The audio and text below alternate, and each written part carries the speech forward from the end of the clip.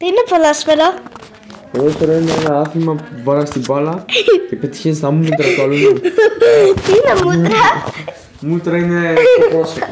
Τι είναι πρόσωπο? Πρόσωπο είναι αυτό που έχει στη μούρη σου. Τι είναι μούρη?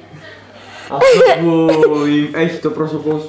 Σπεράκια, τι είναι μούρη? Τι είναι πρόσωπο? Τι είναι αδερφός σου? Μπαλαδόρο. Ποιος είσαι εσύ? Εγώ είμαι ο Γιώργος.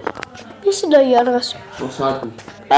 Ο Σάκο. Δεν κατάλαβα. Ο Σάκο. Δεν κατάλαβα.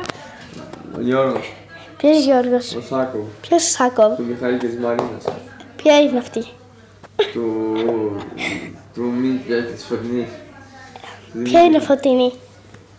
Δεν ξέρω, του προπάπου μου. Ποιος είναι ο προπάπους σου? Δεν ξέρω! Ποιος είναι ο προπάπους σου? Εγώ λέω να πάω για δουλειά. Γιατί με σπίτι.